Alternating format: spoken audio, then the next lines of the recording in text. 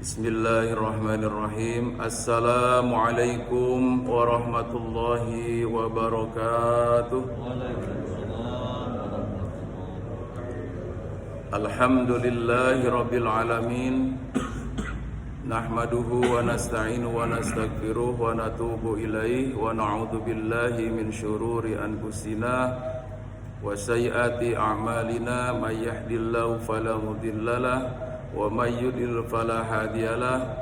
Asyhadu an la ilaha illallah wahdahu la syarikalah wa asyhadu anna Muhammadan abduhu wa rasuluh la nabiyya wa la rasula ba'da, amma ba'du.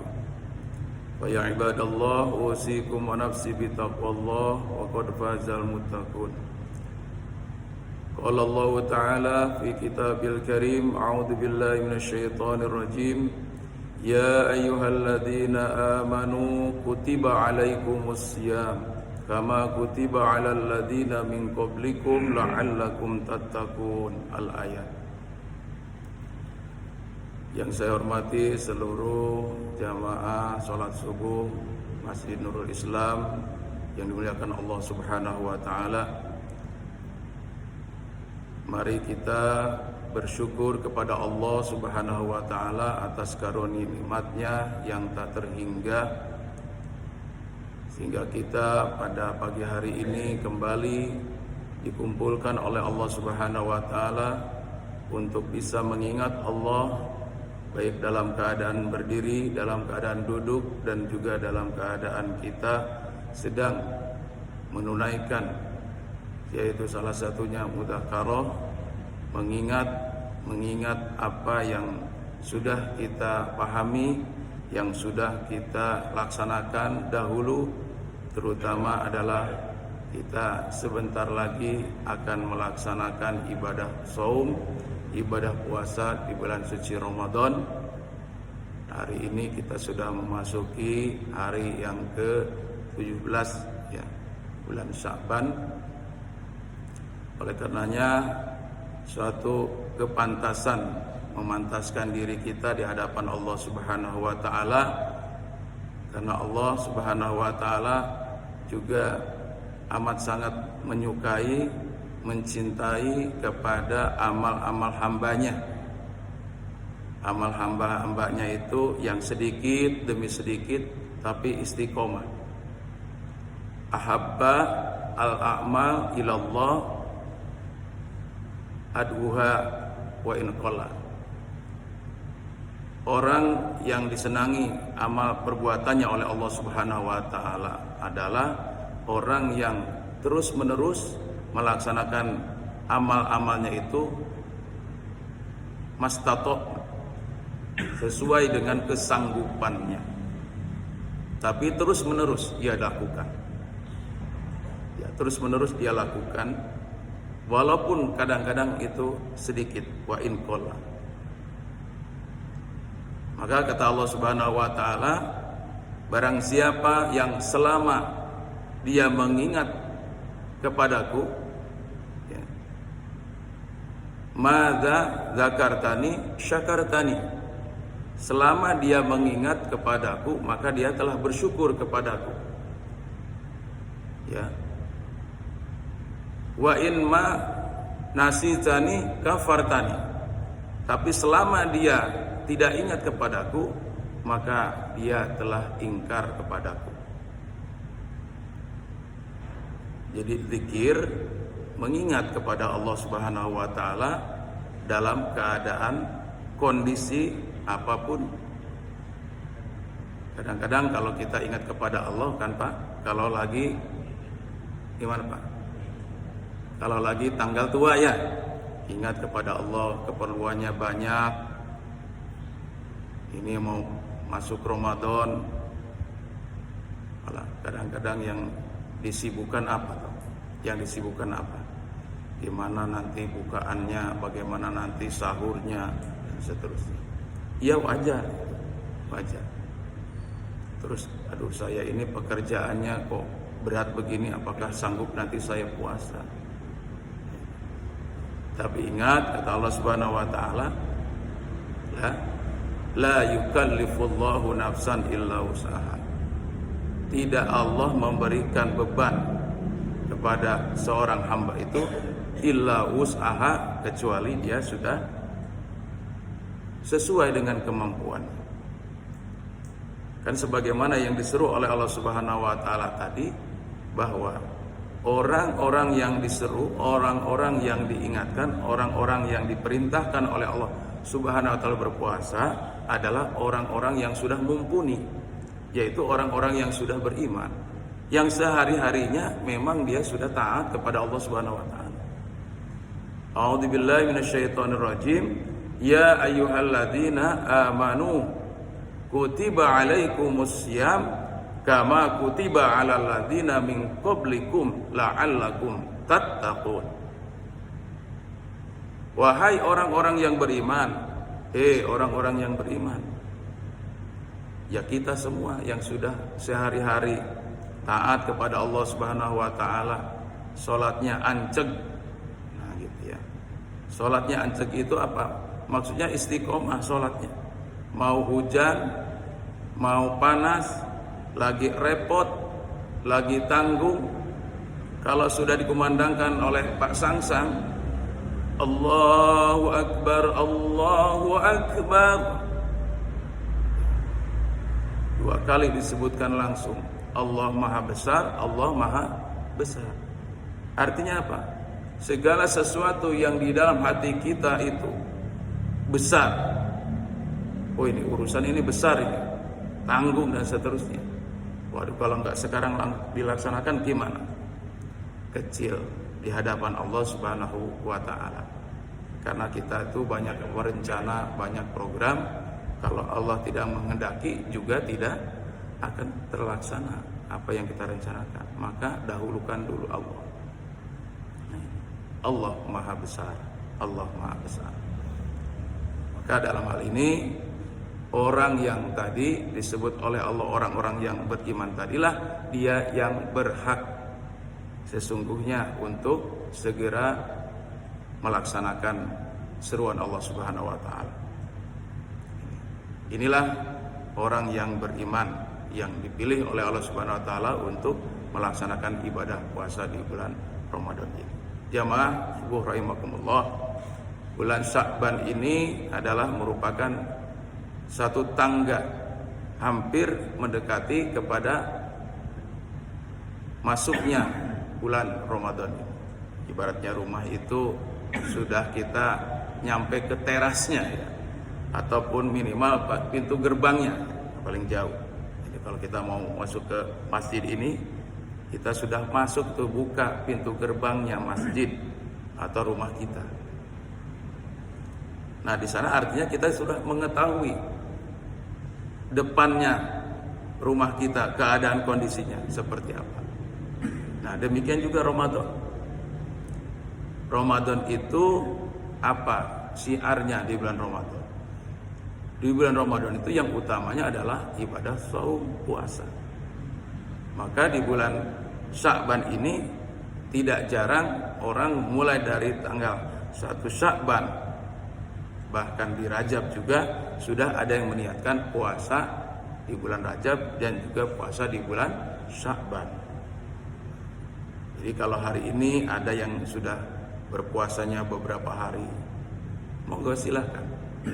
Ada yang kemarin di bulan di tanggal 15 Sya'ban atau nisfu Sya'ban ya, yang malamnya kita sudah melaksanakan ibadah-ibadah lain, termasuk membaca Quran surat Yasin.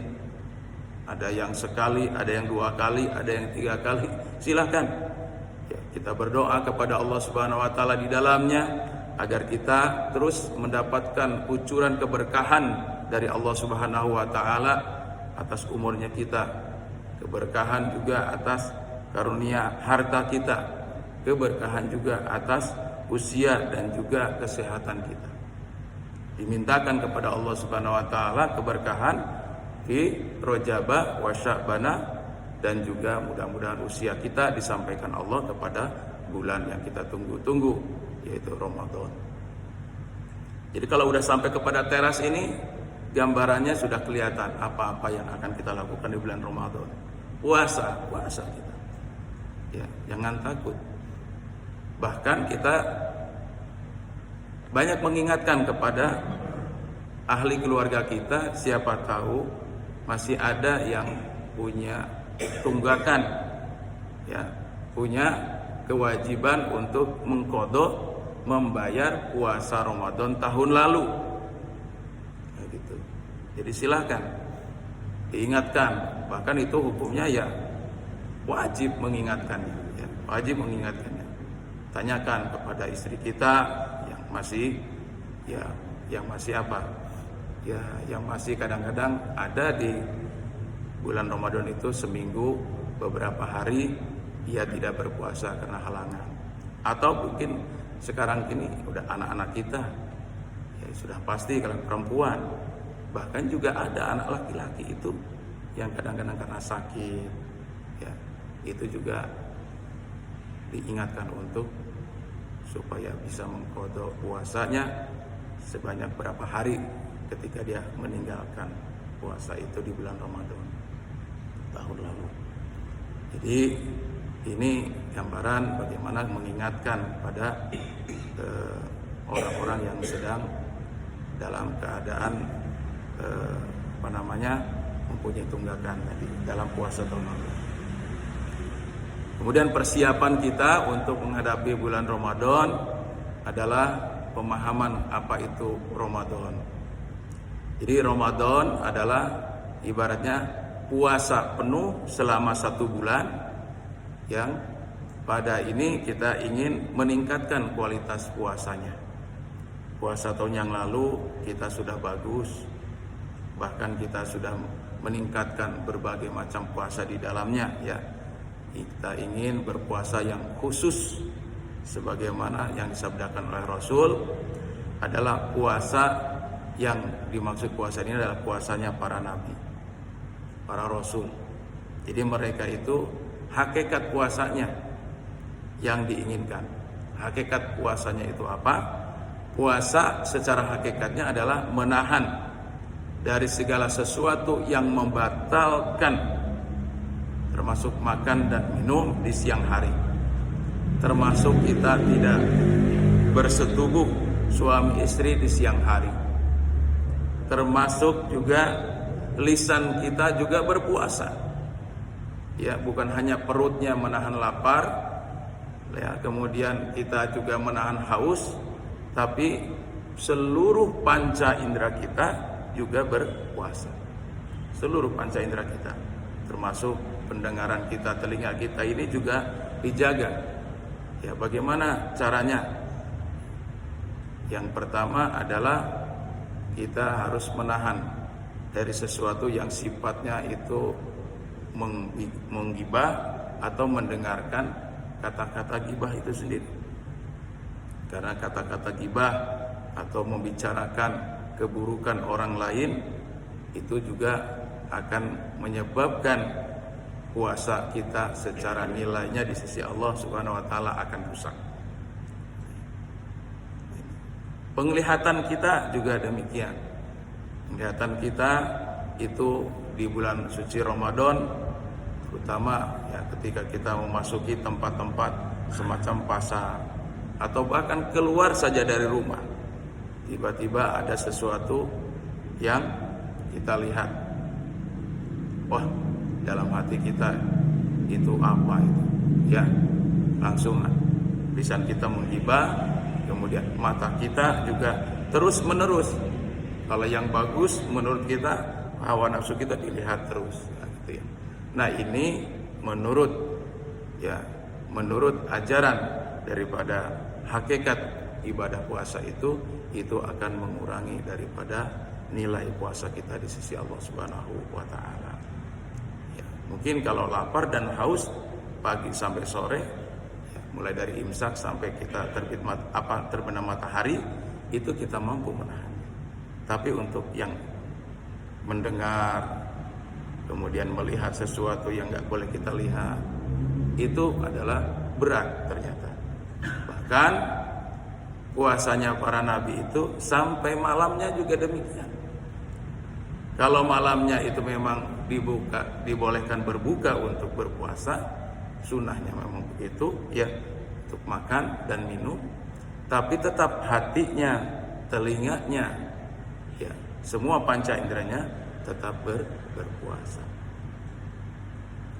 Maka satu hari ada istri baginda Rasulullah SAW, Aisyah radhiyallahu anha, beliau pamit sama Rasulullah, ya Rasul, pagi ini kita kan ini buka puasanya, nanti ya harus adalah buka puasanya yang yang seger-seger gitu. Izinkan saya ke pasar. Jangan kata Rasulullah. Kalau orang Arab yang dari dulu sampai hari ini jarang orang Arab itu keluar ke pasar, kecuali kalau bareng sama suaminya atau sama anak-anaknya. Ya. Gimana kamu bisa ke pasar nanti kalau kamu bisa menjaga panca indera kamu? Kata Aisyah, ya saya nanti akan saya minum, kemudian minum tersebut nggak saya masukkan ke perut saya bahem aja. Bahem itu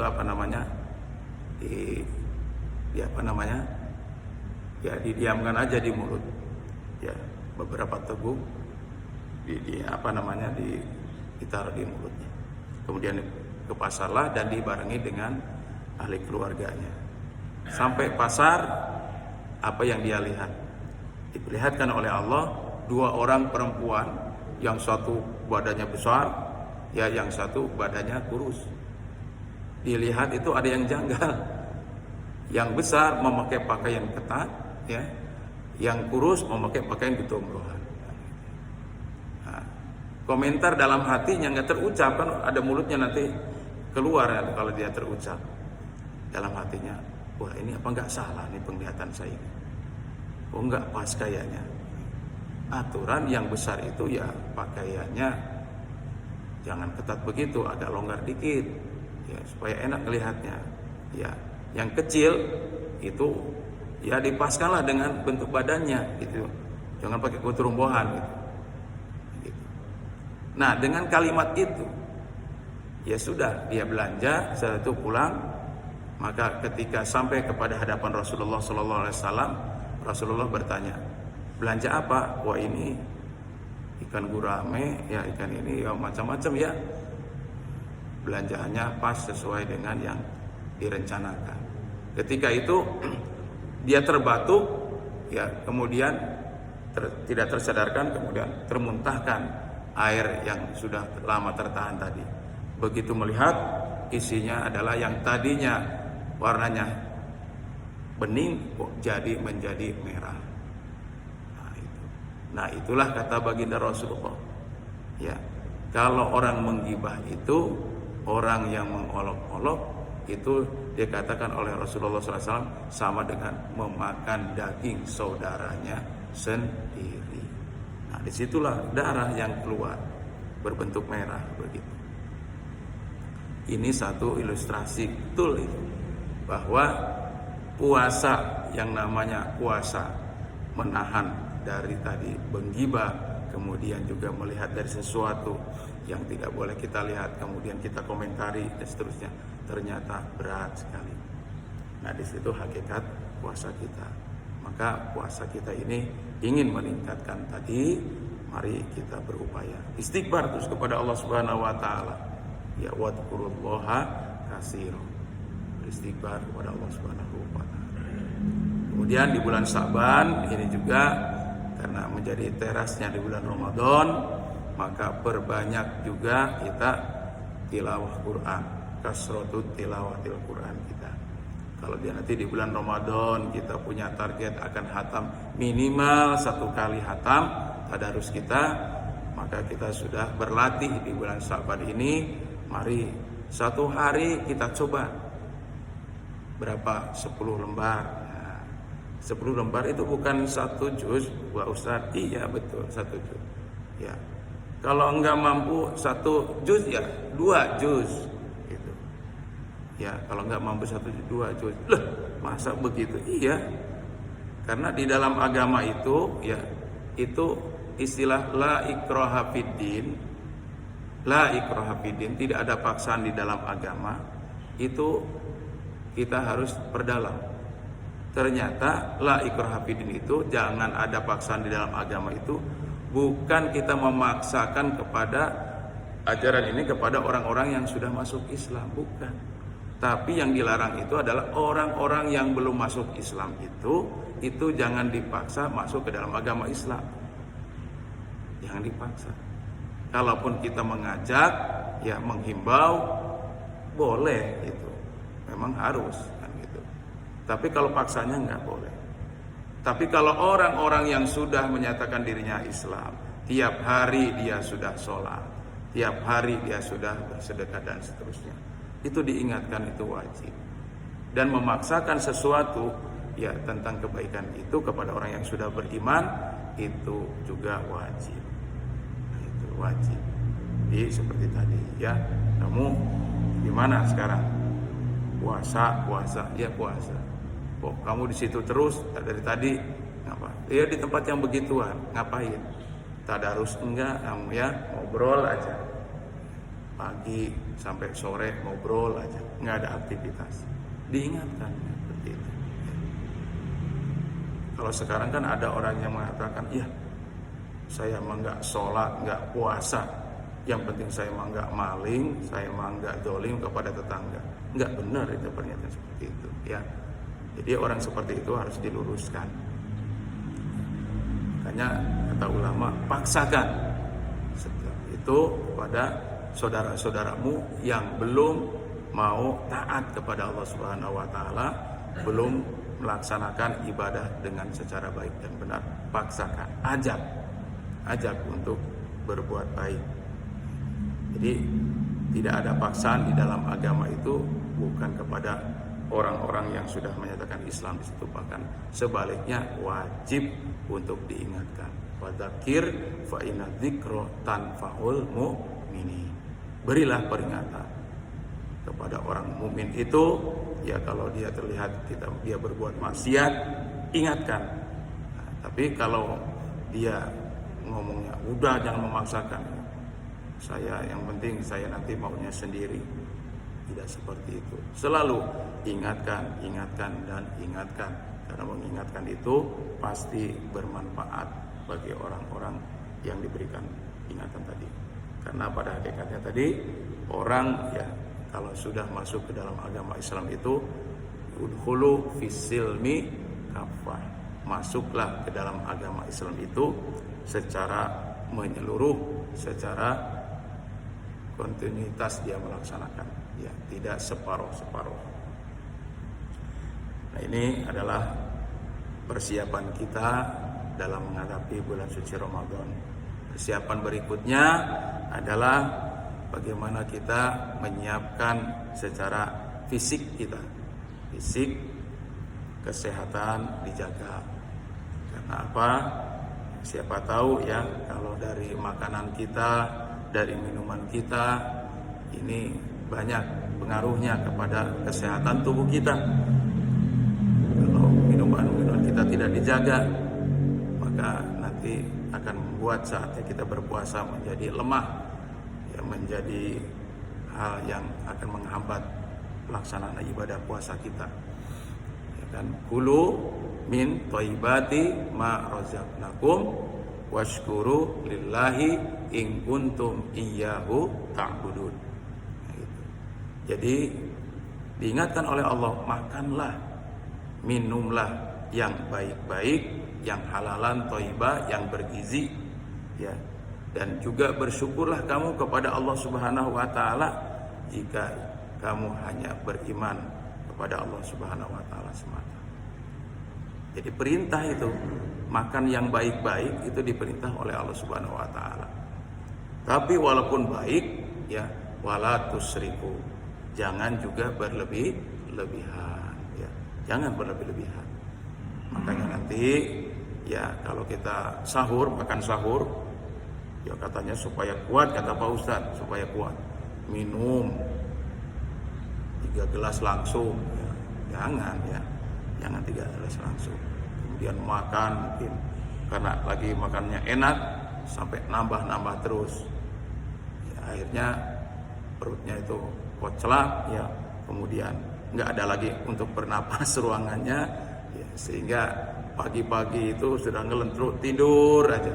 Ya, nanti bangun-bangun zuhur. Nah, setelah itu karena capek, ya karena haus tidur lagi. Nanti pas bangun-bangun udah 5 menit lagi mau maghrib, mau menjelang buka. Nah seperti itu namanya puasa apa itu? Puasa ular ya begitu ya. Jadi kita jauh dalam rangka untuk itu. Insya Allah ya hal ini kita tanamkan kepada diri kita dan juga kepada ahli keluarga kita. Mudah-mudahan puasa di tahun ini Allah berikan puasanya berkah, kemudian juga kita betul-betul mempersiapkannya secara lahir dan batin. Ya secara lahir ya tentunya tadi kesehatan fisik kita, kebersihan badan kita jaga kesehatannya. Secara batin maka kita ingin kemudian memperdalam bagaimana cara puasanya para nabi, puasanya para rasul, para ulama-ulama yang soleh, yang dimana mereka menjaga hakikat puasa itu. Nilai puasa di hadapan Allah Subhanahu wa Ta'ala tidak hanya dia menahan lapar dan haus di siang harinya, tapi seluruh panca indera dan hatinya juga berpuasa. Demikian yang dapat saya sampaikan, mudah-mudahan bermanfaat. Mari kita tutup untuk itu dengan bersama-sama mengucap lafaz hamdalah. Alhamdulillahirabbil alamin. Subhanakallahumma wa bihamdik asyhadu an la ilaha illa anta nastaghfiruka wa atubu ilaik. Assalamualaikum warahmatullahi wabarakatuh.